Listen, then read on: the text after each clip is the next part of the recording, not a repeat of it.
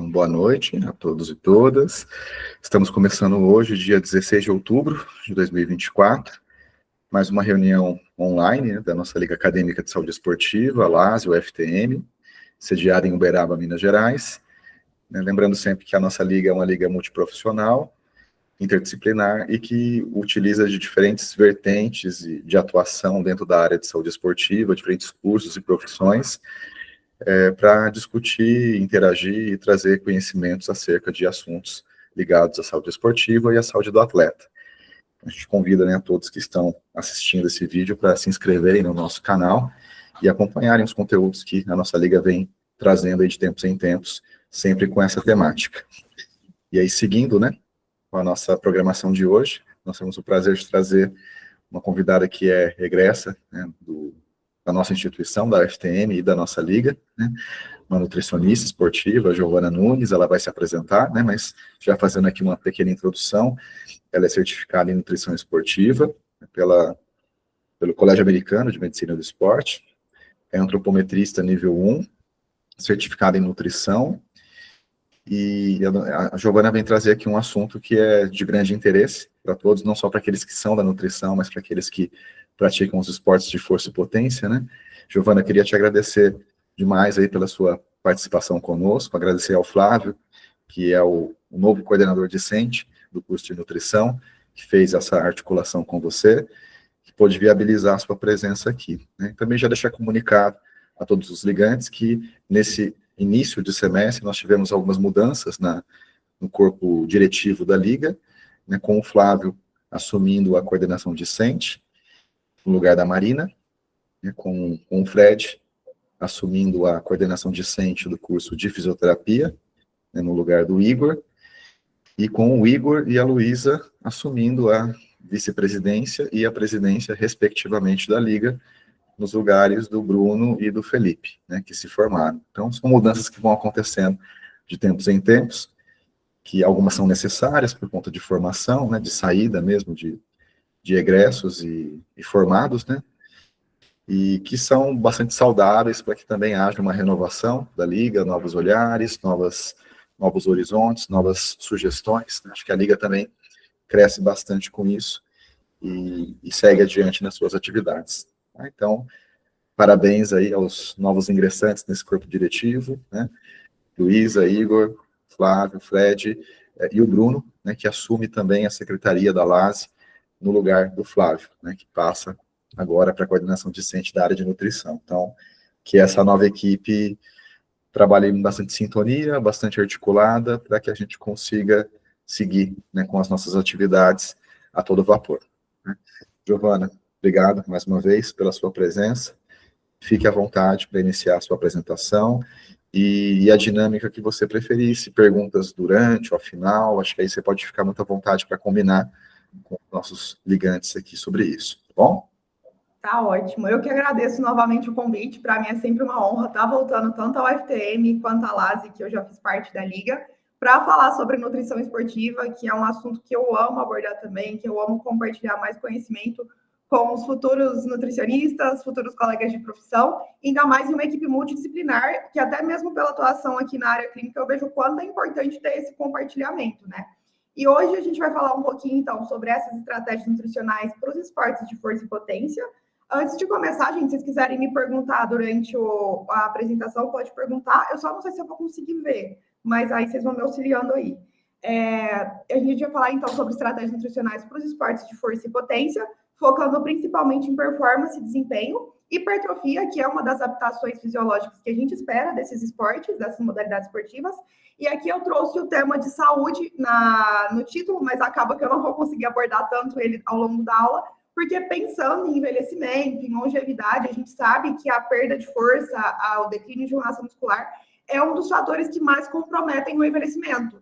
Então, a gente mesmo atuando na área esportiva, a gente tem que ter esse olhar para essa área da saúde, para o fator longevidade, considerando esses esportes de força e potência.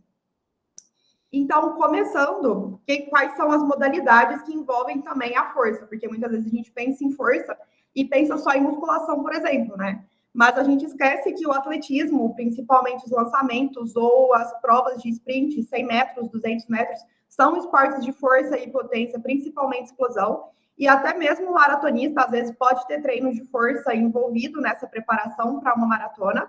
A gente tem o levantamento de peso, tanto o powerlifting quanto o weightlifting, né, como o modo primário aí do treinamento, então, realmente são esportes puramente de força, digamos. O powerlifting até mais do que o weightlifting, que envolve um pouquinho mais de potência. O fisiculturismo, que é focado aí na hipertrofia do músculo esquelético, é um esporte mais estético. Aqui eu trouxe o adendo do próprio CrossFit, que é um esporte de condicionamento e de força, que também envolve a força, e a gente tem outras modalidades, por exemplo, ciclismo, enfim. Deixa eu passar. Aqui, antes da gente começar a falar da parte do treinamento e da nutrição, é importante a gente diferenciar os tipos de força, porque nem sempre uma sessão de treino ou uma modalidade de treino vai trazer o mesmo tipo de força. Então, a gente tem a força máxima, que é a maior força exercida durante uma contração máxima. É muito comum no powerlifting, que tem o sumô, tem o agachamento, tem o supino. A gente tem a força de resistência ou resistência de força, que é a capacidade de suportar um esforço por um período de tempo maior. Então, na musculação, a maior parte dos treinos envolvem essa força de resistência. No ciclismo, por exemplo, que é pedalar ali por um longo tempo, envolve essa força de resistência. No próprio CrossFit, então a força de resistência é mais comum dentro das modalidades esportivas. A gente tem essa força explosiva, que envolve mais parte da potência muscular, e aqui eu trouxe até o exemplo do LPO, diferenciando aí do powerlifting, né? O LPO é a capacidade de arremessar um objeto para cima, de arremessar um peso externo em o menor período de tempo possível. Então, a gente gerando essa potência para levantar ali o maior peso possível a partir dessa força explosiva. Então, é a principal diferença dos dois aqui. E a força absoluta é um tipo de força que a gente não vai ver nos esportes. Mas ela é comum, eu não sei se vocês já viram aqueles casos de, por exemplo, quando um carro, sei lá, atropela uma criança e a mãe levanta o carro para tirar a criança de baixo. Então, é meio que uma força que é empregada ali de forma até meio que inconsciente da pessoa, nesses casos muito extremos. Mas, assim, resumindo, nos esportes a gente sempre vai ver mais essa questão da desempenho de força máxima, força de resistência e da força explosiva. Aqui eu trouxe algumas ideias de que, às vezes, não só a modalidade esportiva vai ser da força, mas a gente consegue aplicar as sessões dos treinos de força complementar ao esporte principal. Esse caso aqui é de uma paciente minha. A gente está com o objetivo dela correr a volta da Pampulha, agora em dezembro de 2024, para ela correr 18 quilômetros. E aí, o que acontece? Na planilha de treinos dela, na programação de treinos dela, ela faz 2 vezes por semana o levantamento de peso como a modalidade, como a sessão de treino de força dela, para ela conseguir o fortalecimento para a corrida. Então, o objetivo dela principal é melhorar na corrida, ela conseguir completar os 18 quilômetros sem quebra ali, que a gente fala, né? Na volta da Pampulha, e a gente está incluindo as sessões de treino de força aqui na periodização de treinamento dela, tanto o levantamento de peso quanto a musculação 5 vezes por semana. E no que isso é importante? Porque muitas vezes chega, né, o paciente, tipo, meu objetivo é a corrida 18 quilômetros, né? A gente só foca ali na corrida. Na verdade, nesse caso, eu tenho que focar quais dias ela faz corrida, que às vezes tanto o gasto calórico é um pouco maior, quanto o estímulo de treino da corrida vai ser diferente do levantamento de peso, e nos dias do levantamento de peso, quais estratégias nutricionais a gente pode usar em cada dia dessa sessão de treino dela. Aqui também eu trouxe uma questão relacionada ao CrossFit, que também tem esse trabalho de força. Alguns box trazem, que seguem, né, a planilha de periodização da própria CrossFit, que é uma marca, tem um dia específico para o treino de força. E aí, nesse dia, é trabalho só de força e potência, e aí eles podem utilizar de qualquer exercício para esse trabalho. Então, geralmente também, né, entra essa questão de você entender um pouquinho a programação de treinos, para você diferenciar que dia que é um treino que é mais metabólico, de mais condicionamento, que dia que é um treino só de força, que às vezes a pessoa vai falar, não gastei tanta caloria, não senti que eu gastei tanta caloria assim, mas foi um treino que me cansou mais mentalmente, por exemplo, porque às vezes ela vai precisar bater um PR ali naquela aula. Então, realmente é esse conhecimento ali não só da modalidade esportiva, mas das próprias sessões de treinos que o paciente realiza, né? E aqui até tem um adendo importante nessa questão, que às vezes, por exemplo, uma pessoa iniciante que faz flexão de braço, consegue ter um estímulo de força, só que uma pessoa que é mais treinada e faz a mesma série de repetição de flexão de braço, vai treinar uma força de resistência, por exemplo. Então, a gente também tem essa diferenciação de acordo com o nível de treinamento da pessoa. Aqui, uma coisa que eu sempre falo quando eu falo de nutrição esportiva é que a gente precisa entender quais são as adaptações que o treinamento traz para a gente conseguir entender como que a nutrição esportiva pode potencializar essas adaptações ou mesmo retardar, por exemplo, fadiga, né? Quando a gente pensa em treino de força, uma das primeiras adaptações que ocorrem quando uma pessoa é iniciante ou quando a gente pensa num treino de força absoluta ou um treino de força de potência, né? São adaptações neurais relacionadas a esse treino. Então, eu espero que vocês se lembrem das aulas de fisiologia, mas a gente sabe que para haver a contração muscular, a gente tem sempre um estímulo saindo lá do neurônio e fazendo ali na junção neuromuscular, liberando acetilcolina, potencial de ação e tudo mais, para esse músculo se contrair. Então, quando a gente está nesse treinamento de força, essa é uma das primeiras adaptações que ocorrem, que é melhorar a forma como vai ocorrer esse fluxo aqui de informações. Então, vai aumentar, às vezes, o número de neurônios que vai ser ativado, vai aumentar o número aqui das ligações, né, relacionadas à junção neuromuscular, para ativar, recrutar um maior número de fibras musculares, vai aumentar a velocidade de condução e a frequência desse potencial de ação que sai dos neurônios. Então, vai melhorar todo esse processo que é relacionado ao sistema nervoso central. Aqui tem um adendo muito importante, eu também sou atleta amadora de levantamento de peso, né? E aí, nas semanas que a gente está trabalhando com tirar PR, teste de cargas, é uma semana que a gente não gasta tanta energia assim, só que é muito desgaste mental, gente. Então, às vezes, mas a gente não percebe como que a gente vai perceber essa adaptação neural na pessoa. Tanto pelo ganho de força e, às vezes, tanto por essa questão dela relatar. Tipo, nossa, essa semana que foi semana de testes, estou me sentindo muito mais cansado, estou sentindo que eu não estou recuperando bem e tudo mais. Então, pegar esses relatos também e fazer essas associações é importante. E a outra adaptação que a gente também espera dos treinamentos de força é a questão da hipertrofia. O que é a hipertrofia? É o aumento do tamanho da fibra muscular, da seção transversa aqui do músculo. Então, a gente tem um músculo meio que sem hipertrofia, aumentou a seção transversa das fibras musculares.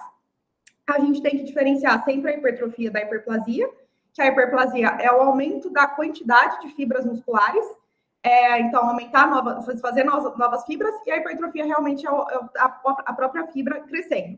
Essa hipertrofia depende de processos mecânicos, metabólicos e hormonais, e sempre lembrando que a hipertrofia em volume muscular vai depender mais das fibras musculares do tipo 2, que são essas relacionadas com os treinos de potência, força, exercícios de alta intensidade, que dependem ali do metabolismo mais glicolítico, fosfagênico, do que das fibras do tipo 1. Porém, as fibras do tipo 1, que são mais comuns em treinos de endurance e resistência, exercícios de endurance e resistência, também podem sofrer um certo tipo de hipertrofia ou aumentar ali em tamanho pela redução da degradação proteica. Então, assim, no geral, acaba que as duas fibras contribuem para a hipertrofia. E aqui é relevante que a gente entenda a diferença das duas fibras para a gente entender um pouquinho de metabolismo energético, que também vai influenciar totalmente nas nossas condutas nutricionais.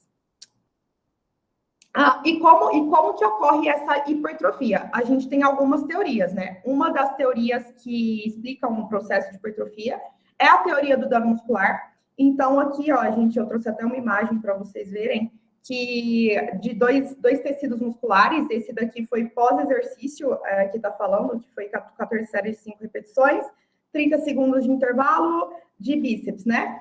E aqui um tecido muscular do controle. Então, a gente vê que o dano muscular causado pelo treino realmente ocorre e que o processo de hipertrofia, então, seria em resposta a esse dano muscular com o processo de reparo. Então, todo dia você está ali, não todos os dias, né? Mas o treino está ali danificando o músculo. Como que ele responde? Aumentando o volume muscular ali para poupar, para minimizar esse dano, para responder esse dano.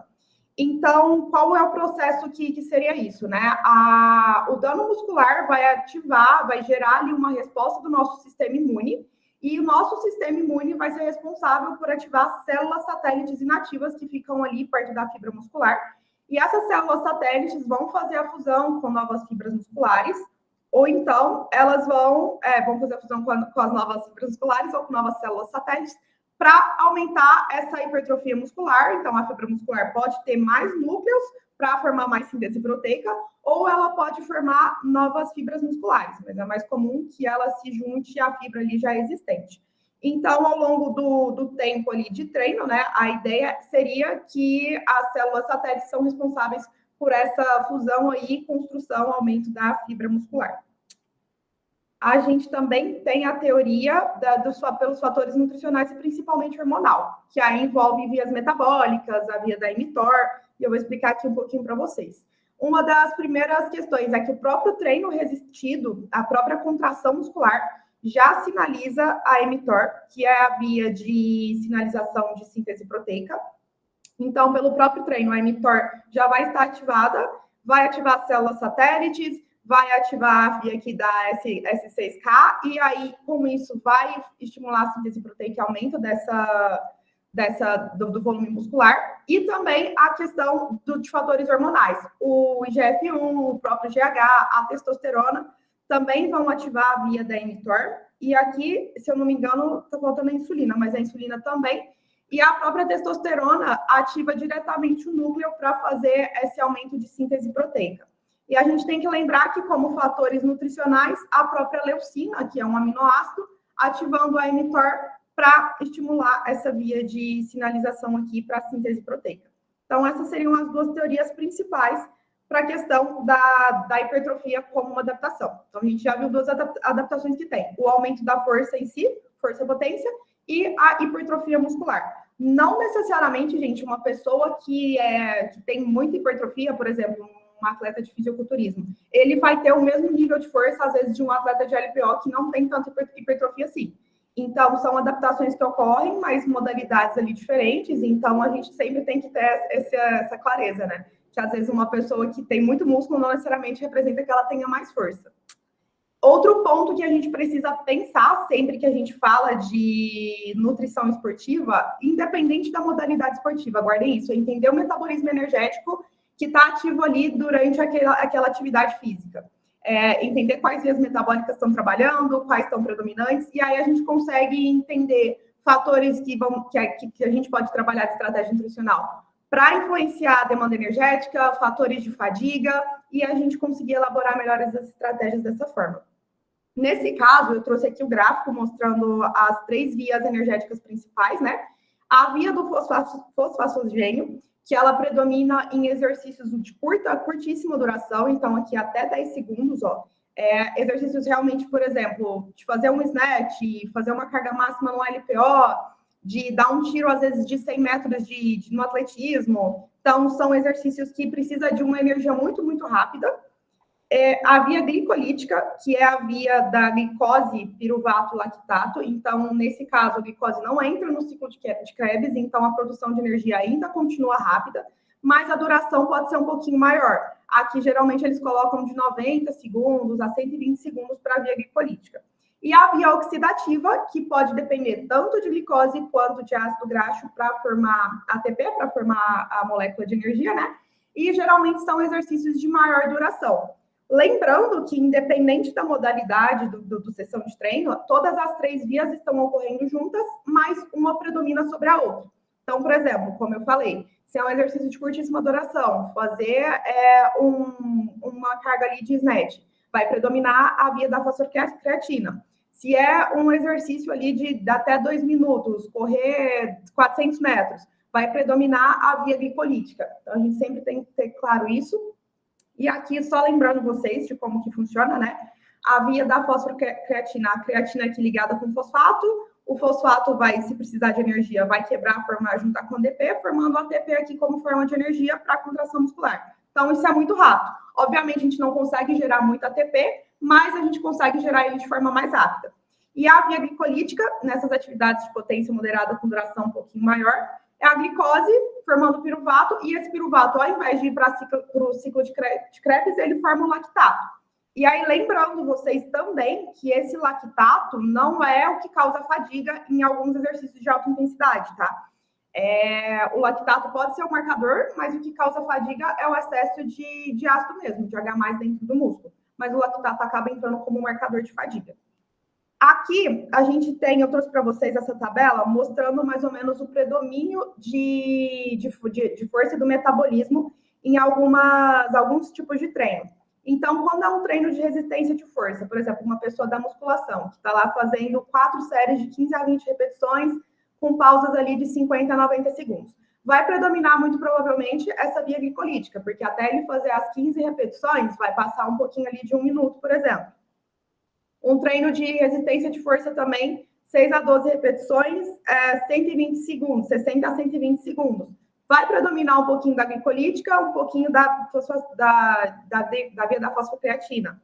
E aqui um treino de força máxima, que é muito comum nos esportes de levantamento de peso, geralmente são séries muito curtas, tipo 2 repetições, 5 repetições, com cargas mais altas. Então, são às vezes 5 repetições com 80% da carga que aquela pessoa levanta. 2 repetições com 90% e um tempo de descanso mais longo. Geralmente é a via da fosfocreatina. E aí, o que a gente já consegue perceber isso do metabolismo energético? Qual que é o tipo de demanda energética que, às vezes, esses esportes vão ter? Então, por exemplo, uma demanda maior por glicose e ingestão de carboidratos na dieta, talvez. A suplementação de creatina aqui, será que seria viável para esses esportes? Então, a gente já começa a tirar algumas teorias daí. Aqui também, só mostrando para vocês como que, lembrando um pouquinho de bioquímica, né, como que funciona. A hidrólise do ATP, gerando H+, por isso que gera fadiga. A via da fosfocreatina, creatina ligada aqui com fosfato, e aí o fosfato se liga no ADP formando ATP. E aqui a via da glicose formando piruvato, e esse piruvato pode ir tanto para o ciclo de Krebs, quanto para formar lactato, gerando um ATP de forma mais rápida. O que vai determinar se esse piruvato vai para o ciclo de Krebs ou se ele vai formar lactato? A intensidade do exercício. Se é um exercício de intensidade mais moderada, ele vai para o ciclo de Krebs para manter ali a geração de energia mais constante. Se é um exercício de alta intensidade e curta duração, ele vai para a via do lactato. E aí, a gente entendendo um pouquinho do treinamento, de quais são as adaptações do treino, o metabolismo energético presente no treino, a gente pensa no papel da nutrição. Sempre brinco e trago uma frase que eu escutei nas minhas certificações, que eu sempre falo, que o treino é rei, dieta é rainha. Então, a nutrição sempre vai adaptar o treinamento, né?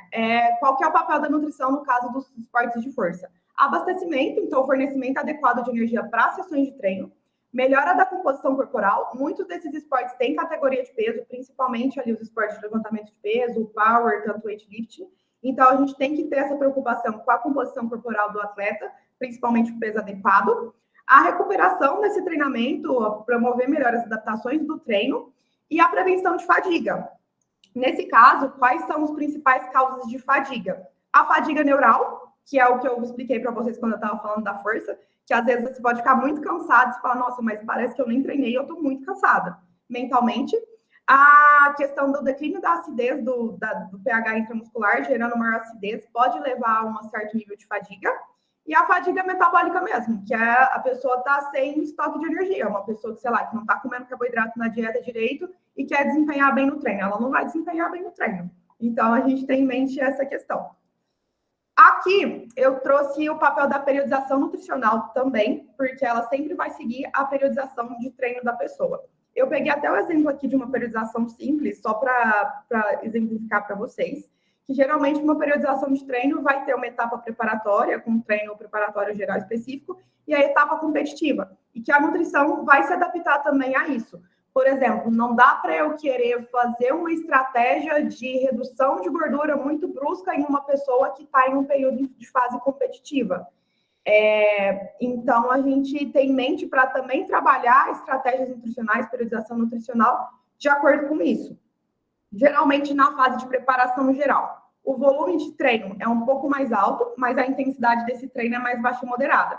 E aí, o que a gente pode trabalhar nessa fase? Melhora de composição corporal ou mudança de composição corporal. Por exemplo, se é um atleta que precisa melhorar a hipertrofia, a gente pode trabalhar nessa fase. Se é um atleta que precisa, um velocista, por exemplo, de 100, 200 metros, que precisa perder gordura para correr um pouco mais rápido, para se sentir mais leve. A gente trabalha nessa fase de preparação geral. Geralmente, a fase de preparação específica já começa a aumentar a intensidade dos treinos, por incluir mais sessões de treinos que envolvem ali especificidade da modalidade. Então, o nosso foco principal é dar suporte para essas sessões de treino, para a recuperação desse atleta, e manter ali a composição corporal que a gente chegou aqui nessa fase de preparação geral. Na fase competitiva e pré-competitiva, a gente vai dar todo esse suporte para a própria competição, tanto na questão de adequar fornecimento energético, quanto a questão de recuperação entre as sessões de treino específicas, entre as competições ali que vão ocorrendo. Então, a gente sempre tem que ter em claro isso, e com isso, aproveitando que a gente está em uma liga multidisciplinar, a gente sempre conversar com o próprio treinador. A gente que é da Nutri, né? Conversar com o treinador, conversar com o próprio paciente, com o atleta amador ali que seja, ou de alto rendimento, para a gente ter essa conversa, para saber o que está acontecendo, para saber que período de treino essa pessoa está, para entender um pouquinho isso, para ser mais assertivo na estratégia nutricional. Senão vai chegar, tipo, período pré-competitivo ou fase específica aqui, a pessoa já peguei casos, né, de pacientes estarem comendo uma quantidade baixíssima de calorias, com lesão, tipo, recorrente, mas porque a dieta não estava conversando com o treino. Então, a gente sempre ter esse cuidado e ter esse contato multidisciplinar mesmo. Bora lá. Aqui, começando falando das estratégias nutricionais, a questão da proteína. Eu acho que quando a gente pensa em força, em síntese proteica, a proteína vem ali como principal. Mas a gente sempre tem que lembrar que o nosso corpo tem ali um estoque de proteínas. A gente sempre está fazendo um turnover, um renovamento dessas proteínas. Quando a gente ingere uma proteína, essa proteína vai ser degradada, vai ser digerida lá no estômago, né, absorvida no intestino, e aí ela pode desempenhar, esses aminoácidos, depois de digeridos e absorvidos, podem desempenhar diversas funções no corpo. Eles vão para a circulação, eles vão para o fígado sintetizar hormônios, sintetizar enzimas, eles vão para o intestino participar ali da formação da barreira, eles vão para outras vias, vão formar células do sistema imune, ou então podem ir para o músculo sintetizar novas proteínas musculares. Então, a gente tem que ter em mente que nem toda proteína que a gente ingere, toda a quantidade de proteína que a gente ingere, necessariamente vai servir para formar massa muscular. Ela vai desempenhar as outras funções ali que vão ter mais demanda, e aí ela vai ser enviada para o uso de massa muscular. Por isso, novamente, que eu reforço a questão do treinamento. É muito comum, às vezes, no pessoal da musculação, chegar com um treino que você vê que a pessoa não está ali específico para hipertrofia, por exemplo. Não adianta eu tuchar a pessoa de proteína, colocar a quantidade de proteína prescrita ali na dieta, se o treinamento dela não está sendo eficiente para gerar todas aquelas adaptações para que a proteína, de fato, seja usada para sintetizar massa muscular. Então, às vezes, a pessoa está com um treino que está há 3 meses sem renovação, ou a pessoa faz o treino da própria cabeça, que é muito comum também, o pessoal da Educa já fica atento aí. Você sabe que não vai estar dando o estímulo certo. Então, às vezes, é melhor conversar com a pessoa para ela melhorar esse treinamento do que ficar pensando ali em estratégia de proteína para essa pessoa. E aí, pensando nessa renovação proteica, como que essa questão da proteína vai influenciar na síntese proteica? A gente precisa gerar um balanço nitrogenado positivo. Ou seja, a gente sempre está em período de constante síntese de novas proteínas, seja enzima, seja hormônio, seja proteína muscular, e degradação dessa proteína. Então, aqui eu trouxe até esse gráfico mostrando isso. Quando a gente faz uma refeição, dá ali um pool de aminoácidos, né, a proteína absorvida e tudo degradada e absorvida, dá o pool de aminoácidos, é um estímulo para a síntese proteica. Período de jejum, a degradação proteica vai ser maior do que a síntese proteica. E aqui vai continuando ao longo do dia. Como que isso vai gerar um estímulo de hipertrofia, sendo que a gente está nesse constante desbalanço? Quando a gente tem que os estímulos de síntese proteica são maiores que de degradação proteica ao longo de todo o dia. Então, aqui, se a gente consegue, né, sempre aumentar esse estímulo de síntese proteica, colocando doses certas de proteína, adequando as refeições em quantidade de calorias, horário das refeições, a gente consegue ter esse estímulo maior de síntese proteica em relação à degradação. Aqui, até esse gráfico fala um pouquinho da proteína pré-sono, né, que eu vou falar um pouquinho mais para frente. Mas seria isso, a gente ter essa questão da proteína. E, Gê, então, qual que é a necessidade de proteína diária que eu preciso dar para esse paciente? A gente tem aqui o esporte, a Sociedade Internacional de Nutrição Esportiva, traz essa questão de que pelo menos 1,6 a 2,2 de proteína grama por quilo de peso para pessoa que treina esportes de força e potência ou resistência. Então, a gente avalia a intensidade dos treinos, a gente avalia o volume dos treinos, a gente avalia se essa pessoa é uma pessoa iniciante, se é uma pessoa mais avançada, para a gente definir, porque é uma faixa muito ampla.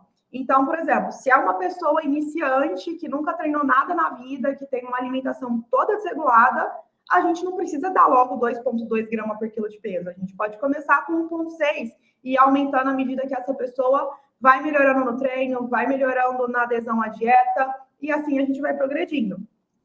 Outro ponto, se é uma pessoa que tem um certo nível de sobrepeso, obesidade, às vezes a gente consegue trabalhar com 1,6, 1,8 gramas por quilo de peso, ao passo que se é uma pessoa que tem um pouco menos de gordura corporal, tem um percentual de gordura ali bem baixinho, a gente já aumenta essa quantidade de proteína, para essa proteína conseguir segurar um pouquinho mais de massa muscular, por exemplo, no caso, se essa pessoa estiver em processo de perda de gordura. Então, a gente sempre tem que ir fazendo essas análises para definir qual que vai ser ali a quantidade que a gente vai utilizar.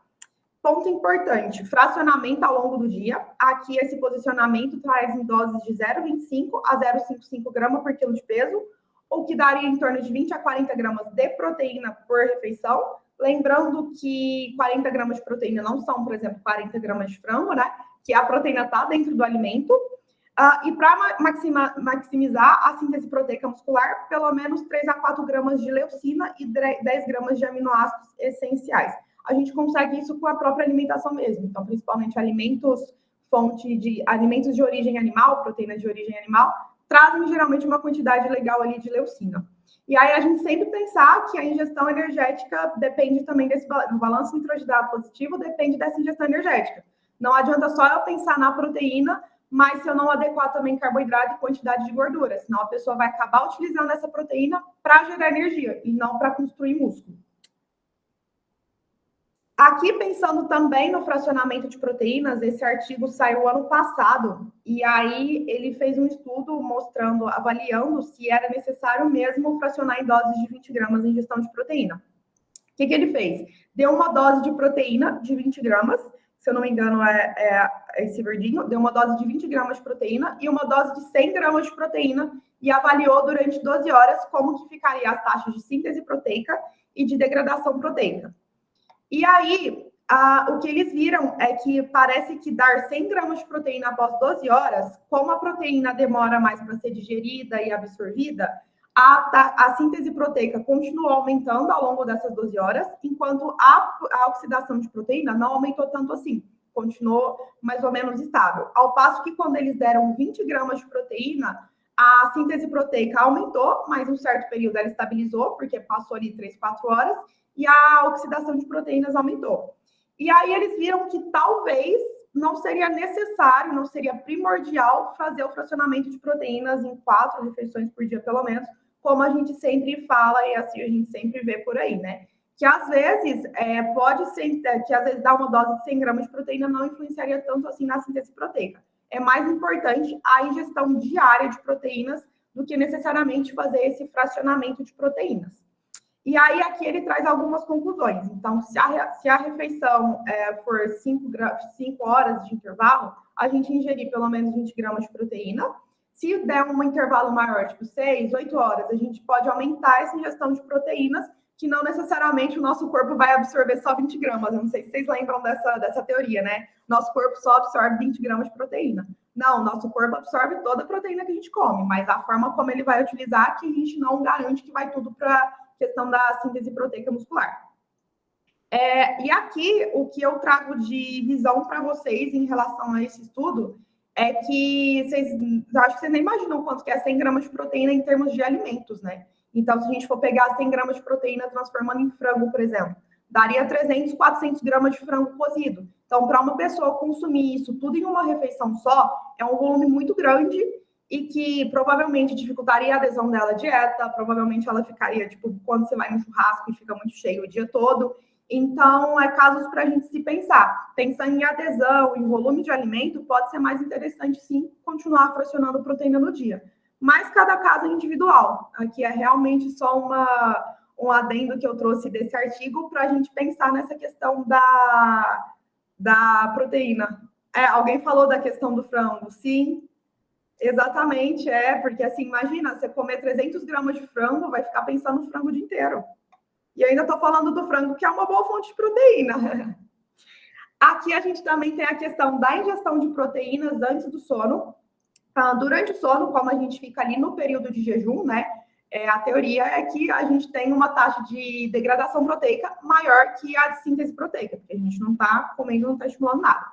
E aí, tanto a Sociedade de Nutrição, quanto esse artigo aqui, trouxem que a ingestão de proteínas pré-sono, aqui eles trouxeram até a caseína, 30 a 40 gramas de dormir, pode aumentar esse estímulo de síntese proteica durante a noite, sem que isso estimule também o ganho de gordura, né? Pelo contrário, manteve a lipólise. Aqui, se eu não me engano, eles pegaram homens que já eram treinados para fazer essa avaliação, que faziam um treino de resistência, né? Para fazer essa ingestão de proteínas, e avaliaram realmente esse estímulo de síntese proteica com essa dose de 30 a 40 gramas de caseína.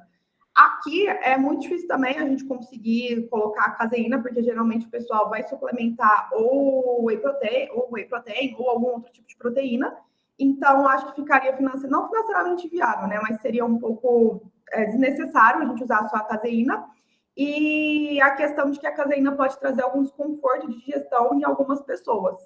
Então, a gente tem esse cuidado, porque às vezes a gente ajustando a quantidade de proteína ali do jantar dessa pessoa, que é próxima ao sono, a última refeição próxima ao sono, colocando ali uma dose de 30, 40 gramas de proteína, ou então a gente fazendo uma ceia que tenha uma quantidade legal de proteínas, já pode ser eficiente para fazer esse estímulo de síntese proteica. Então, a gente tem essa questão também, esse cuidado, principalmente pensando em treino resistido e treinos de força. Falando de carboidratos agora. A ingestão de carboidratos, eu vou falar um pouquinho do desempenho de recuperação e um pouquinho também do carboidrato no papel da hipertrofia, do ganho de massa muscular. Pensando em desempenho, vai depender do nível de treinamento da pessoa, qual que é o esporte que essa pessoa pratica, a modalidade esportiva, vai depender da composição corporal dessa pessoa, do objetivo dessa pessoa. Então, por exemplo, vou pegar aqui um atleta de levantamento de peso, né? Se ele está precisando, às vezes, no período ali de base, reduzir um pouquinho de gordura corporal, às vezes a gente trabalha com um pouco menos de carboidrato. Ele chegou numa fase competitiva, a gente pode aumentar essa ingestão de carboidratos. Então, a gente sempre vai avaliando isso para ir definindo qual a quantidade de carboidrato que a gente vai fornecer para essa pessoa. Aqui, lembrando que um treino de força resistido depende tanto da quebra da fosfocreatina quanto do glicogênio muscular. Por isso que a gente sempre traz essa questão do carboidrato, porém, aparentemente, a redução do glicogênio muscular não é tão alta assim. Então, aqui a gente tem de 24% a 40% da redução de glicogênio muscular pós-sessão de treinamento de resistência. Nesse caso aqui foi um estudo falando sobre a musculação. Então, não necessariamente a pessoa precisa comer uma quantidade elevadíssima de carboidratos por dia. A gente realmente sabe adequar isso. E aí, pensando até na questão de esportes de endurance, né, que a pessoa, que uma das causas de fadiga é realmente zerar esse glicogênio muscular, a gente também não tem essa preocupação no caso de treinos de força e resistência.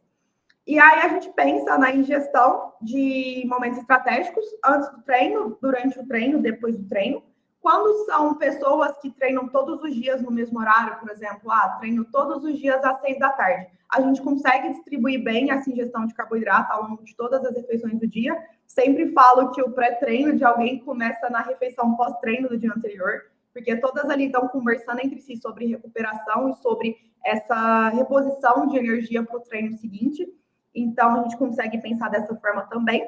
E aqui as recomendações. Esportes de força, potência, como eu falei, o powerlifting, o weightlifting, ou mesmo a questão ali do atletismo. 3 a 5 gramas por quilo de peso de carboidrato por dia parece ser eficiente.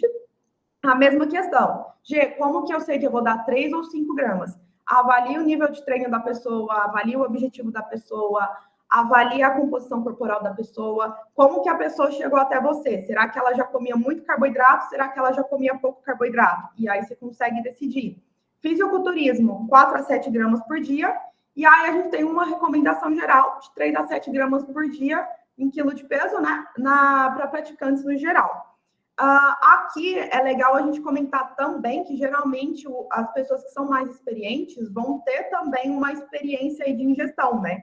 E que a gente, mesmo estudando, mesmo sabendo, fala, nossa, mas eu sei a teoria e tudo mais, a gente sempre tem que levar em consideração a experiência da pessoa em relação a isso. Então, às vezes a gente pega aqui um esporte de força-potência, 3 a 5 gramas. Às vezes a pessoa está consumindo ali 3 gramas e está desempenhando super bem, está treinando bem,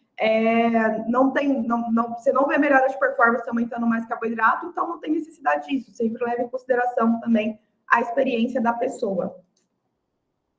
A questão dos carboidratos na hipertrofia. A gente sabe que os carboidratos têm um papel ali no estímulo de insulina, né? Mas que parece que não tem necessidade de necessariamente ter carboidrato e proteína ali para estimular essa insulina, que a própria proteína, por exemplo, no pós-treino já estimula essa secreção de insulina, que tem um papel de estímulo de mTOR e de síntese proteica. Aparentemente, os carboidratos na hipertrofia têm um papel mais de prevenção do catabolismo proteico, por gerar esse adicional calórico na dieta, pelo papel também do estímulo de gerar energia no treino, né? Essa é a principal fonte de energia no treino de força, e de gerar esse balanço nitrogenado positivo. Então, vai acabar gerando esse efeito poupador de proteínas que a gente chama, ou seja, evitar que a proteína seja degradada para formar massa muscular. Então, pensando em hipertrofia, a gente pensa em 3 gramas por quilo de peso corporal para ter bons estoques de glicogênio para essa pessoa treinar melhor, para essa pessoa conseguir ver evolução no treino. E ela pode chegar até 7 gramas por quilo de peso no caso de alguns atletas. Como que eu sei? É a mesma coisa. É muito individual, você tem que avaliar o treino da pessoa, tem que avaliar a demanda energética. Por exemplo, falando em hipertrofia, pensando em praticantes, às vezes a gente vai ter uma pessoa que tem um comportamento mais sedentário do dia, então um advogado que trabalha o dia inteiro sentado, vai para a academia no final do dia, faz ali 1h30 de treino, e a gente vai ter um professor de educação física, que passa o dia inteiro em pé e está pensando em hipertrofia e também faz só 1h30 de treino. Provavelmente o professor de educação física, por essa atividade física diária demandar mais energia, vai ter uma necessidade maior de carboidratos do que esse advogado. Mas é questão da gente avaliar treino e tudo mais para a gente também conseguir definir qual vai ser a quantidade que a gente vai fornecer para essa pessoa. Aqui pensando em nutrient timing, que é a questão de pré e pós-treino, né? Esse artigo é muito legal, ele é uma revisão, e ele fala muito sobre essa janela anabólica que a gente tem pós-exercício, e ele traz que não existe, na verdade, uma janela anabólica, né? Ele fala até que existe uma garagem de oportunidades pós-exercício, que, na verdade, até 48 horas pós-treino, o nosso corpo ainda está sensível a esse estímulo de nutrientes pós-exercício. Então, não necessariamente você precisa sair da academia balançando shake e tudo mais, precisa comer proteína, enfim. A gente consegue adequar isso muito bem à rotina dos nossos clientes, dos nossos pacientes. Então, o imediatismo para o consumo da proteína pós-exercício depende da refeição pré-treino. Então, se essa pessoa faz uma refeição pré-treino, por exemplo, eu almocei arroz, frango, legumes e fui treinar 2 horas da tarde, tem uma quantidade legal de proteína, não necessariamente minha refeição pós-treino precisa ser imediata e ter uma quantidade de 40 gramas de proteína. Ela pode ser um pouquinho mais tardia. Então, a gente consegue adequar isso até as próprias refeições do dia da pessoa. Não precisa necessariamente ter um pré-treino e um pós-treino, além das refeições que ela faz no dia. Às vezes, o café da manhã dessa pessoa pode ser o pré-treino, o almoço pós-treino. A gente consegue fazer esses jogos assim, adequando mesmo a quantidade dos alimentos, né? Aqui ele traz, então, esse intervalo de 3 a 4 horas entre a refeição pré e pós-treino, ou 6 horas se for uma refeição maior. Aí ele traz a necessidade desse pós-treino. Quantidade de proteínas nesse pós-treino: 0,25 a 0,5 gramas por quilo de peso. Como eu falei, a gente consegue adequar nas refeições do dia. E aqui um adendo importante é que quando a pessoa treina no período da manhã ali em jejum, o pós-treino dela realmente precisa ser feito até 2 horas após, porque ela já ficou a noite inteira em jejum. Então, às vezes é legal a gente pensar nesse pós-treino feito até 2 horas após, com uma quantidade de 0,25 a 0,5 gramas por quilo de peso de proteína.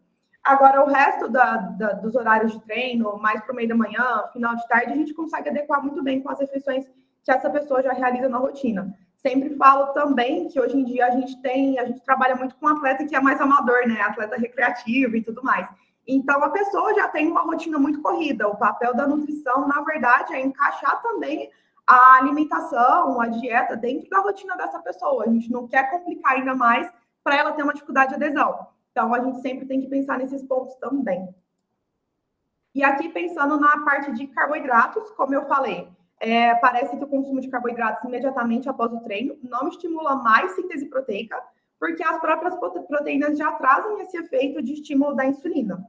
Então, se a pessoa já está de consumo adequado de carboidratos ao longo das refeições, ao longo do dia, consumo de proteínas, ok? A gente não precisa ficar pensando muito nessa questão de colocar o carboidrato também no pós-treino.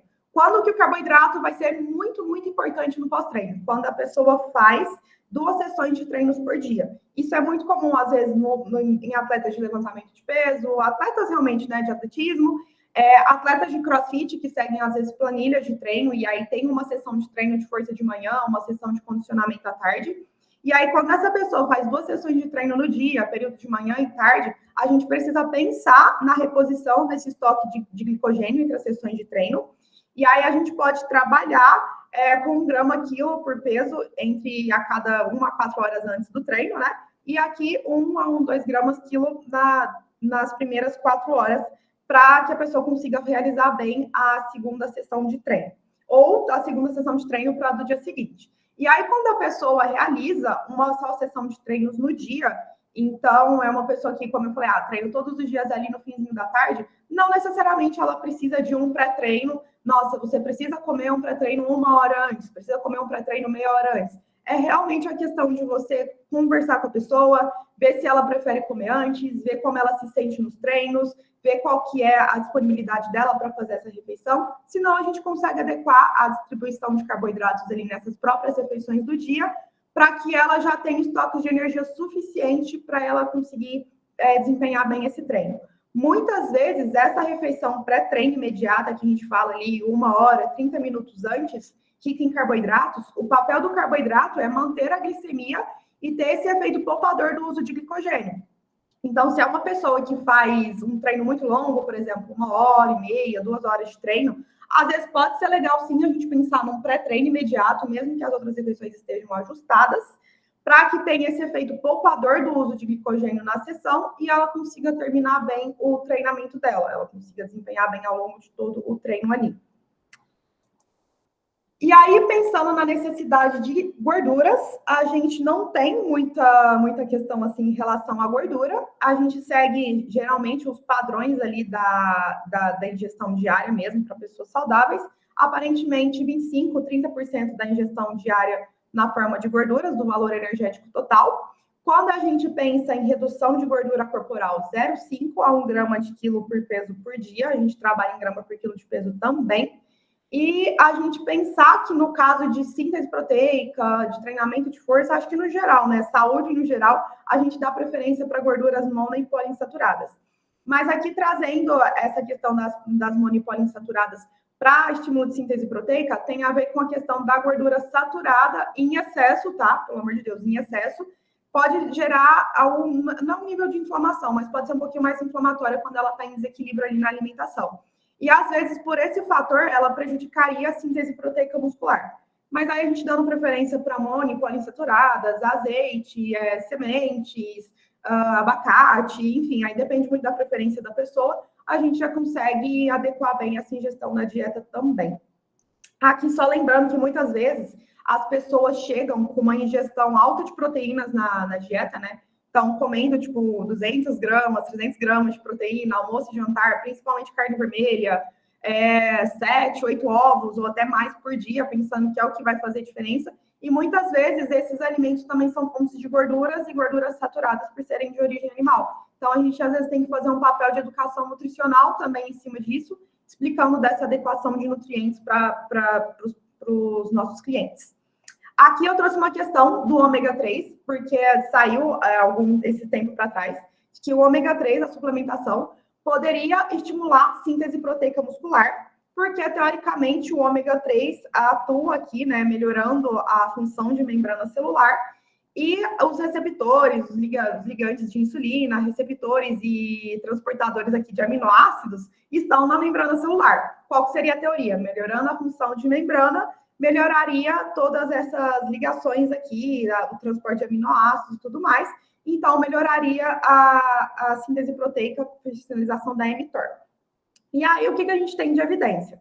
Que, infelizmente, o ômega 3 não vai melhorar essa questão da síntese proteica. não vai aumentar o ganho de força muscular, não vai gerar mais adaptação no treino, mas que sim, ele pode ser bom para cognição, para o humor, que às vezes pensando na fadiga neural, que esses treinos podem gerar dependendo da fase, pode ser interessante, vai ajudar muito na recuperação muscular, então treinamento de força envolve dano muscular, que a gente viu, então pode sim ajudar nessa recuperação muscular, na resposta cardiovascular e atenuação do processo inflamatório das células responsivas. Então, pensando como um coadjuvante, se a pessoa não vai ingerir alimentos fontes de ômega 3 na dieta, que é, por exemplo, o atum, salmão selvagem, criado lá no mar Arábico, sementes como chia, linhaça, que ainda tem a conversão em ômega 3, pode ser interessante a gente pensar na suplementação de ômega 3, mas explicando que seria para alguma dessas funções. Melhora de recuperação muscular, por ser anti-inflamatório, por ajudar no humor e cognição, e aí a gente poderia ver alguma resposta benéfica em relação ao treinamento também. Aqui, para finalizar, vou falar um pouquinho da suplementação.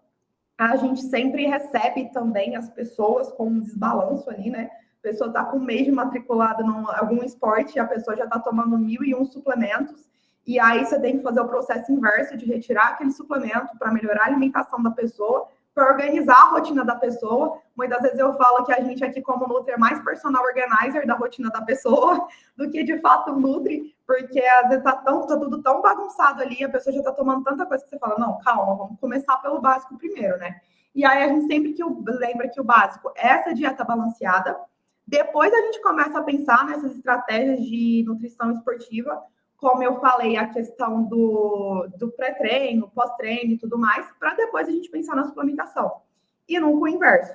E aí, pensando em recursos ergogênicos para esses esportes, a gente tem a creatina, como eu falei para vocês, ela atua ali diretamente na via da fosfocreatina, e é uma das vias principais para os esportes de força e potência. A cafeína ela atua no nosso sistema nervoso central, melhorando o foco, melhorando concentração, e também reduzindo a percepção de esforço, então primordial assim, né? Mas pode ser interessante para esportes de força, potência também, porque melhoraria essa questão de concentração e melhora de percepção de esforço. E aí, aqui pensando na cafeína, a gente ter o cuidado com a questão do sono também, da sensibilidade da pessoa. Muitas pessoas têm um metabolismo mais sensível para a cafeína, então, às vezes, a gente suplementar a cafeína em si pode ser algo que a pessoa vai ter o efeito rebote, não o efeito benéfico. E lembrar que a gente já tem vários alimentos que têm cafeína, principalmente o nosso café. Então, a gente consegue trabalhar com uma quantidade de cafeína, às vezes ali que a gente não vai saber calcular necessariamente, mas que às vezes o próprio café já pode desempenhar esse papel. E aqui a gente também tem o nitrato, vindo principalmente do famoso suco de beterraba, melhorando a questão da recuperação muscular. Acredito que de recursos ergogênicos, esses são os 3 principais suplementos que dá para trabalhar, mas lembrando que a suplementação, para além disso e pensando em nutrientes, pode ser também de proteína em pó, do próprio whey protein, proteínas vegetais, pensando em auxiliar a ingestão proteica dessa pessoa, uma pessoa que não consegue comer a quantidade de proteínas no dia. A gente pode trabalhar com esses suplementos, e suplementos à base de carboidratos, palatinose, maltodestrina. A gente também pode pensar em trabalhar quando é uma pessoa que faz um volume de treino muito alto por dia e às vezes precisa dessa demanda energética, demanda de carboidratos maior e não consegue via alimentos. Então, a gente também pode incluir esses suplementos. Aqui, eu só queria fazer um adendo nessa parte de nutrient time de carboidratos, né?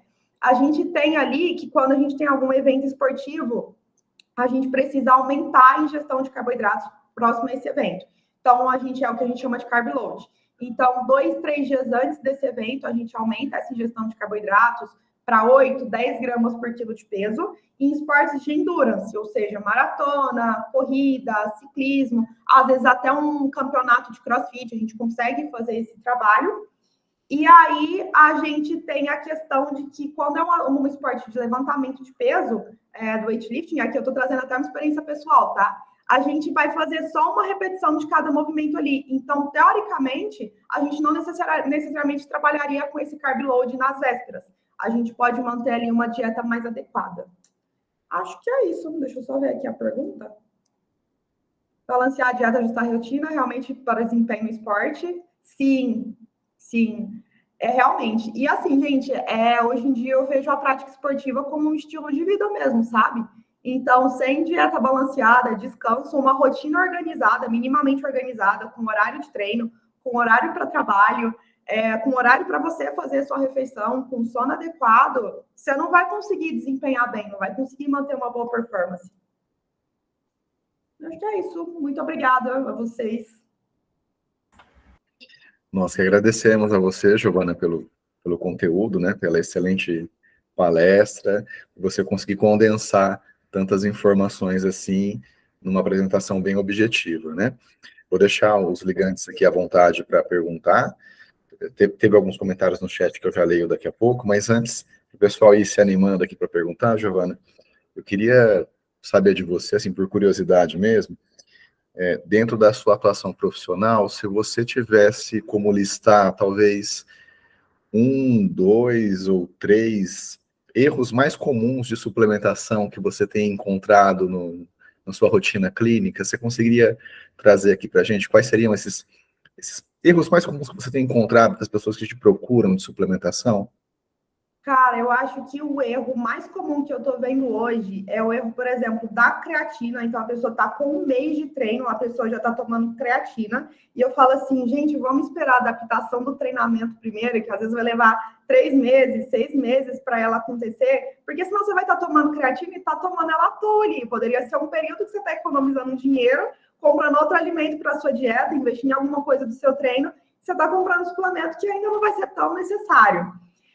Outros suplementos que eu vejo, né, agora com a onda da corrida, a questão do gel de carboidrato, então todo mundo quer suplementar gel de carboidrato, e aí às vezes a pessoa também está começando a correr, a pessoa corre 5 km, não, nem tem uma demanda tão alta assim de treino, e está lá com o gel de carboidrato, e a questão da própria proteína, então o próprio whey protein, ou próprio outros suplementos que são a base de proteína, tipo BCAA, enfim, a pessoa acaba exagerando em doses exageradas, pensa em quantidades exageradas, pensando que quanto mais proteína, mais massa muscular. E, na verdade, não é bem assim, né? A gente tem que adequar a ingestão no dia. Então, às vezes, a gente pega uma pessoa que já está ingerindo uma quantidade de proteínas via alimentação e está exagerando também na suplementação.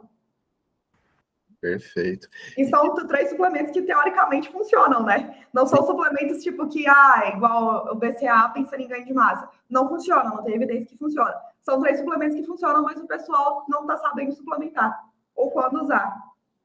Perfeito. Acho que tem um pouco a ver com o comentário que o Matheus fez aqui no chat durante a palestra. Ele disse que esse ponto de balancear a dieta e ajustar a rotina é um ponto muito importante para o desempenho no esporte. Muitas pessoas iniciam uma modalidade nova, já buscando aquele starter pack, né, um pacote inicial de suplementos e recursos para melhorar na prática, mas se esquece do básico, que é a dieta balanceada, o descanso, a recuperação, um treino adequado, né? Acho que é o combo da performance, é o treino adequado, aí a dieta balanceada e o descanso para tudo isso.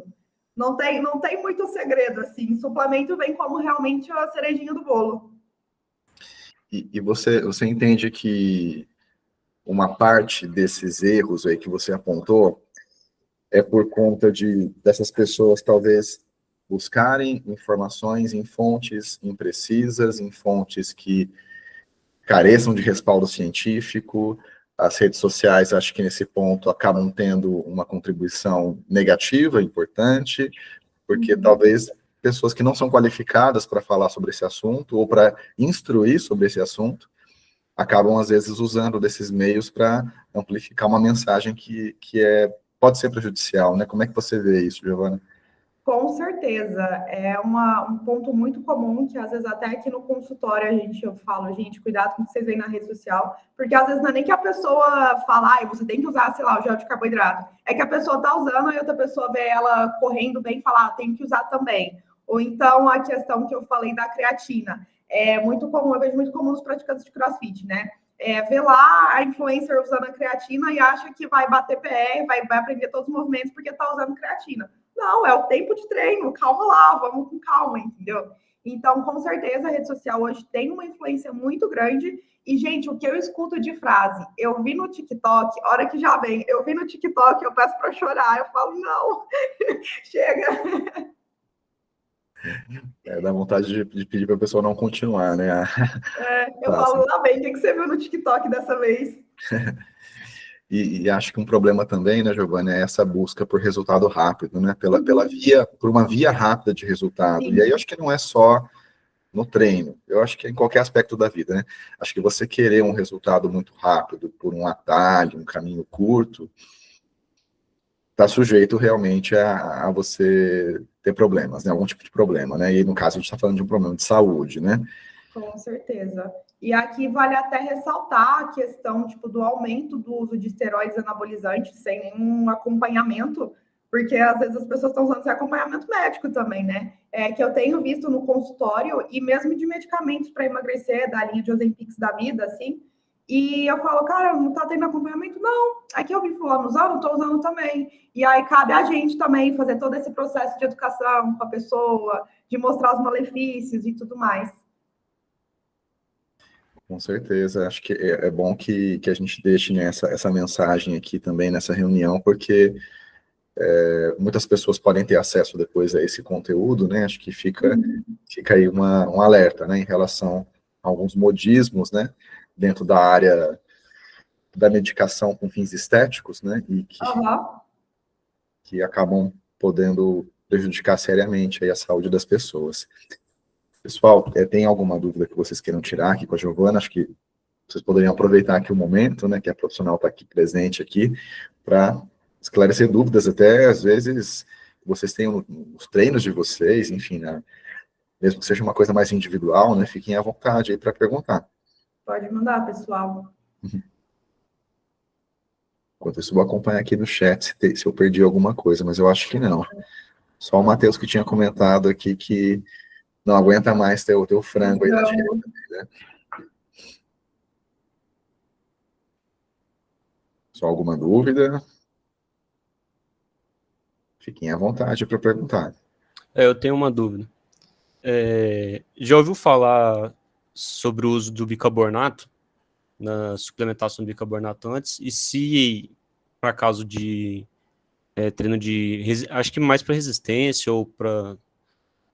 talvez mais para resistência, se ele tem alguma validação ou se por acaso da treino de explosão assim também ele é eficaz ou não? Sim, gente, bicarbonato é um dos suplementos que seriam mais eficientes pensando em treinos de alta intensidade, né? Eu acho que nem entraria treino de força e resistência, mas treino de alta intensidade. Por exemplo, lutas é muito interessante, o próprio crossfit, ou mesmo a questão do atletismo. Os tiros de 200, 400 metros, o bicarbonato poderia ser interessante porque ele vai atuar como uma forma de redução de fadiga. Quando a gente pensa nesses esportes de alta intensidade, como eu comentei, uma das causas de fadiga é o aumento da acidez muscular. Quando a gente usa o bicarbonato, ele vai reduzir o número de H+, por ele neutralizar essa acidez. Pensando nesses esportes de alta intensidade, seria assim interessante. De resistência, por exemplo, musculação, eu não veria tanto como uma suplementação adequada. E por que na prática a gente não usa muito? Porque tem muito efeito reverso. Reverso não, mas muito efeito negativo perante aos benefícios, né? Então, a questão, tipo, de dor de barriga, de desconforto gástrico, é algo que você tem que ficar testando, até ajustar a quantidade certa. E, às vezes, na prática, para o atleta, não compensaria ficar nesse desconforto e tudo mais, para ter um benefício mínimo ali com o bicarbonato, e que, às vezes, a gente pode pensar na beta-alanina tendo esse mesmo efeito de redução de fadiga.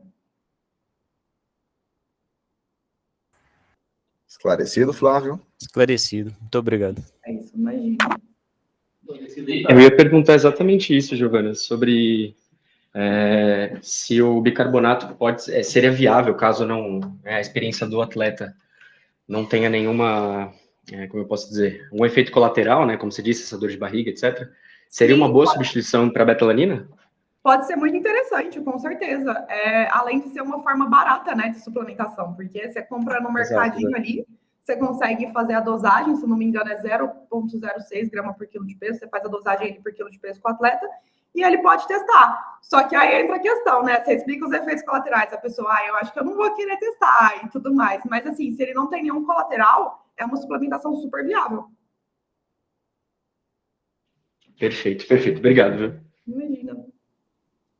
Pessoal, alguma outra questão que vocês queiram fazer?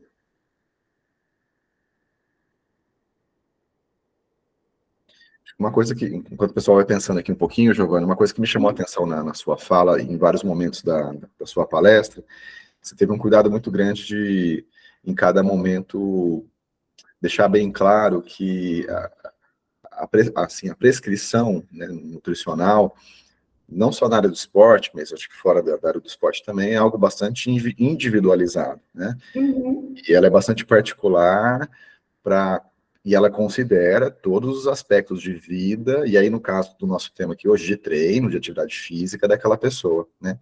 E acho que isso mais uma vez reforça, e aí eu gostaria que você falasse um pouquinho sobre isso, até para ficar uma mensagem aqui para quem for assistir isso posteriormente, a necessidade de você consultar um profissional, né, que Uhum. realmente tenha habilitação para isso, e que entenda e considere, né, toda a sua rotina de atividades esportivas e não esportivas, para fazer esse balanceamento, que é um quebra-cabeça, na verdade, mas é um quebra-cabeça que você vai ajustando ali conforme a disponibilidade e a rotina que a pessoa tem. E isso permite ajustes e permite fugir de certas regras que muitas vezes são colocadas de uma Sim. forma bem taxativa por pessoas que não são especialistas na área, e que aí a pessoa que assiste aquele conteúdo e não tem um discernimento sobre aquilo, tenta seguir à risca aquilo que não cabe na rotina dela, que não serve para ela, serve para aquela pessoa, talvez. Talvez até Uhum. o que a pessoa disse não é errado dentro daquela rotina estrita, né? Mas que não é a rotina das várias pessoas que assistem aquele conteúdo. Então, se você puder falar um pouquinho sobre isso, como uma mensagem, talvez final, se não tiver nenhuma outra dúvida, acho que seria interessante. É o que você falou mesmo, né? Hoje em dia as pessoas estão tendo muito acesso à informação, então a gente abre rede social, é informação toda hora, e aí acaba que ou as pessoas pegam informações erradas e começam a aplicar na rotina, então a moda, eu acho que a moda que nunca passa é de cortar carboidrato da dieta, de zerar carboidrato da dieta, né? E querer performar nos treinos, e aí até a gente desmistificar isso. Outros mitos também, tipo glúten, lactose, inflamatório, enfim, todos esses mitos que sempre tem. E hoje um ponto importante que eu acho legal de falar aqui é a questão da inteligência artificial, né? Você joga no chat GPT hoje, ele monta uma dieta para você. Mas como que essa dieta vai estar adequada à sua rotina? Como que essa dieta pode ser flexível, por exemplo, no final de semana? Como que você vai conseguir flexibilizar essa dieta de acordo com a questão do próprio treinamento, que pode variar, dessa questão da periodização de treino. Então, realmente, é o profissional habilitado para ter esse olhar dinâmico, eu acho, né? Esse olhar geral, tanto para a rotina da pessoa, para o comportamento alimentar da pessoa, porque às vezes pode estar se tratando de uma pessoa que tem até risco de um transtorno alimentar, que não é incomum dentro da área esportiva, principalmente tendo em vista esportes de peso, a questão da pressão estética em cima também, né, dos atletas, que, tipo, teoricamente, o atleta teria que ter um corpo super, super escultural e não é assim. Então, a gente tem que ter todo esse cuidado com o comportamento alimentar, com essa visão que a pessoa tem sobre o próprio corpo, com a questão da rotina da pessoa, pensando em atletas amadores ou praticantes de exercício mesmo, que gostam mais de treinar. A gente sabe que a pessoa vai ter uma rotina ali de trabalho que vai demandar dela, vai gerar um estresse. A gente sabe que a pessoa vai ter uma família, que a pessoa vai ter outras áreas da vida para cuidar também. Não é um atleta profissional que vive exclusivamente daquilo. Então, a gente tem esse cuidado e esse olhar multidirecionado, assim, para conseguir conduzir a melhor estratégia de forma individualizada. Então, às vezes, uma pessoa fazer 6 refeições por dia, para ela vai ser ótimo, ela vai conseguir ter tempo de preparar. Mas, às vezes, uma pessoa vai conseguir fazer 3 refeições por dia, 4 refeições por dia, porque ela não tem tempo, então eu tenho que adequar isso para ela. Ah, mas eu vi fulano falando que eu tenho que comer, sei lá, pão com doce de leite no pré-treino. Você nem gosta de doce de leite, então, por favor, vamos adequar de acordo com a sua rotina e com a sua preferência. E aí cabe a nós, profissionais da saúde, ter sempre esse trabalho de, eu acho que uma escutativa mesmo, né, de se colocar ali no lugar da pessoa e de conversar com a pessoa. Nunca ter essa postura de eu sou a autoridade e você está aqui só para seguir o que eu falo, né? De realmente conversar com a pessoa e propor, a gente pode fazer assim, assim, assim. Como você acha que na sua rotina você conseguiria adequar e você conseguiria seguir? E aí a gente trabalhando essas estratégias junto com a pessoa. Perfeito, acho que essa parceria é fundamental mesmo, né? Acho que dá opções e deixar a pessoa ativa para escolher o caminho que ela naquele momento entende que é o ideal, né, para ela. Muito legal. O Matheus aqui tem 2 perguntas ainda, Giovana. Matheus, fica à vontade para fazer. Então, Giovana, eu queria saber, fazer você tremer um pouco agora, que eu vi no TikTok, que, assim, né, não sei se essa informação é válida, por isso que eu estou trazendo, mas que existem alguns atletas, né, que fazem algumas periodizações em que eles, como você comentou, né, a média, por exemplo, para um fisiculturista, para prática de musculação, é de 4 a 7 gramas de carboidrato, né, por quilo corporal. E aí, essas pessoas, elas fazem períodos, eu não sei ao certo como funciona, né, como eu disse, sou leigo nessa parte, mas eles fazem uma periodização em que eles diminuem drasticamente a quantidade de carboidrato, ou até mesmo de proteína, e em seguida, depois de algum tempo, eles ou consomem os mesmos valores, né, de macronutrientes que eles consumiam antes, ou aumentam drasticamente, né, e aí causando uma questão que eles trouxeram nesse vídeo, que era o aumento da absorção, né, e eu queria saber se existe alguma coisa nessa linha, se existe algum estudo, se é um conhecimento já da nutrição, já bem consolidado, se existe essa estratégia, né. E minha outra questão era sobre o BCA, né? Comentou que muitas vezes muitas pessoas dizem que é inútil, que não precisa, que precisa, que a gente já consegue consumir esses aminoácidos na alimentação, né? No arroz e feijão mesmo. E aí, como que você, dentro do esporte, indicaria o uso do BCA ou não indicaria, né? Que eu ouvi também uma questão de que talvez não seja tão necessário, enfim. Certo, começando pela primeira pergunta que você falou da questão de diminuir drasticamente a ingestão de carboidrato e proteína e depois aumentar novamente. O que eu já vi dentro da área de musculação e que às vezes até a gente consegue trabalhar no consultório é com ciclo de carboidratos, né? E aí depende muito do treino da pessoa. Aí, por exemplo, você falou, eu vi no TikTok, às vezes a pessoa divulga isso e aí a pessoa tá lá cortando carboidrato com treino na intensidade no talo. E aí você fala, nossa, peraí que não vai dar muito certo. Mas o que a gente pode fazer é trabalhar com esse ciclo de carboidratos pensando em uma melhora de, digamos que, definição corporal. Não sei se seria a palavra, o termo certo, tipo, em termos de definição, mas geralmente pessoas que buscam essa definição. Então, às vezes, começa com uma dieta mais alta em carboidrato, aí vai decaindo esse carboidrato, ao mesmo tempo que a gente vai aumentando os treinos ali de moderada intensidade, de baixa e moderada intensidade, que seria o cardio, por exemplo.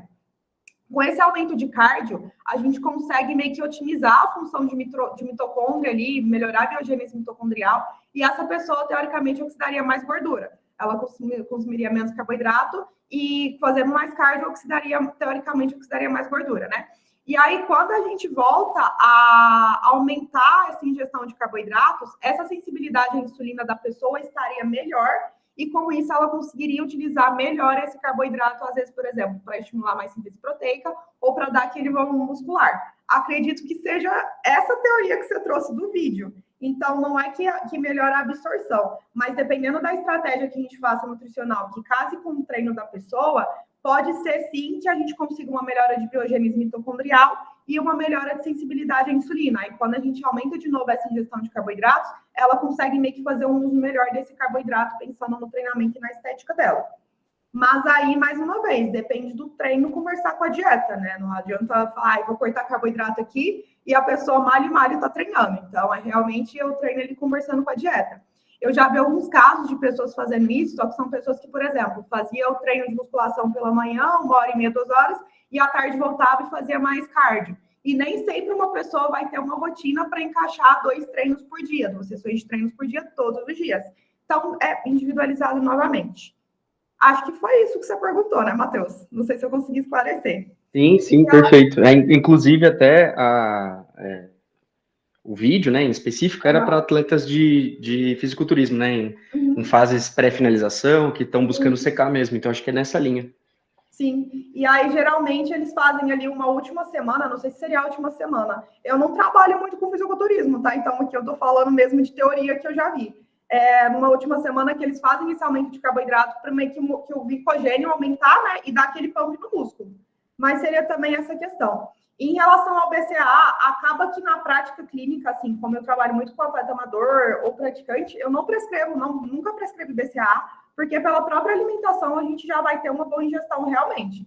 Então, se é uma pessoa que ingere uma boa quantidade de proteínas de origem animal, ou, por exemplo, já suplementa o próprio whey, ela já vai estar ingerindo uma quantidade super adequada desses aminoácidos de cadeia ramificada. Então, se eu suplementar BCA, é chover no molhado, se a pessoa jogar dinheiro fora.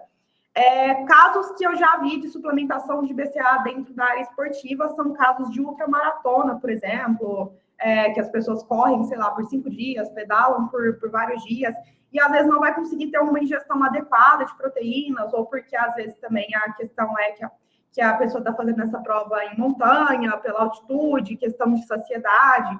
Aí, às vezes, o BCA poderia ser um recurso para a pessoa ingerir durante esse treino ou durante essas provas, para que ela tenha minimamente ali uma ingestão de aminoácidos de cadeia ramificada e da própria leucina, minimizando o catabolismo proteico. Mas foi a única vez que eu já estudei sobre essa questão do uso de BCA em atletas.